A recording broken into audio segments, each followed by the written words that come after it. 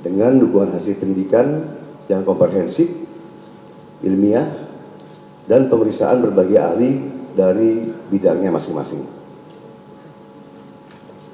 Berdasarkan hasil penyidikan, kami menetapkan 8 orang sebagai tersangka yang kami bagi dalam 2 klaster. Antara lain, 5 tersangka dari klaster pertama yang terdiri atas Tama, ES, KTR, MRF, RE, dan DHL.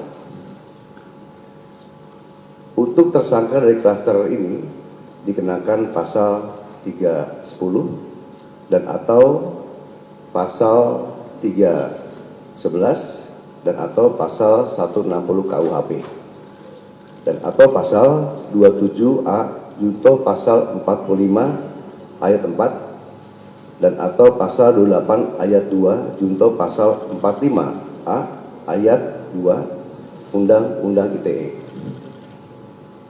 Untuk klaster kedua, ada 3 orang yang kami tetapkan sebagai tersangka, antara lain atas nama RS, RHS, dan TT.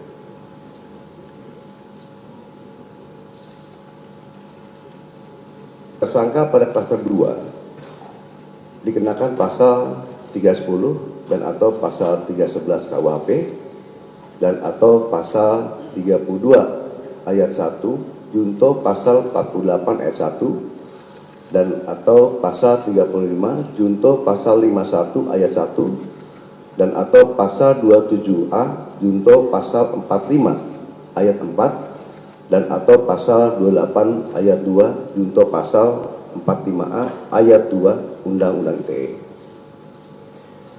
Rekan-rekan media yang saya banggakan, dalam prosesnya penyidik telah memeriksa 130 saksi dan 22 ahli dari berbagai bidang yang terdiri dari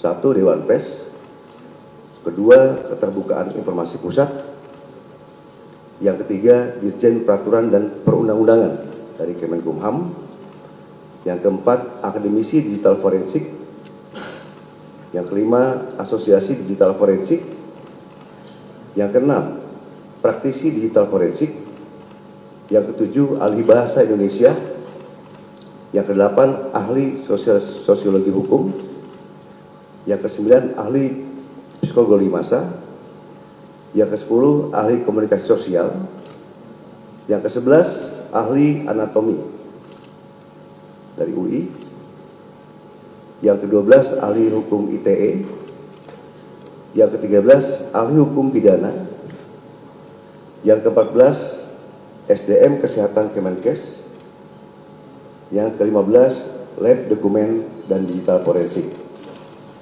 Selain itu, penyidik juga telah menyita 723 item barang bukti termasuk dokumen asli dari Universitas Gadjah Mada yang menegaskan bahwa ijazah Insinyur Joko Widodo adalah asli dan sah. Hal tersebut juga diperkuat oleh hasil pemeriksaan dari Puslapor Polri dalam aspek analog dan digital.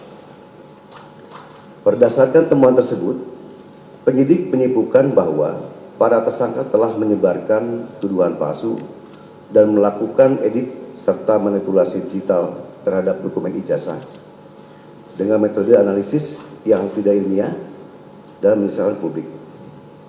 Selanjutnya, penyidik akan berkoordinasi dengan Kejaksaan Tinggi DKI Jakarta untuk proses hukum lebih lanjut. Pada kesempatan ini, kami tegaskan bahwa penanganan perkara yang kami lakukan murni proses penegakan hukum. Kemudian seluruh tahapan juga dilakukan secara profesional, proporsional, transparan, dan akuntabel.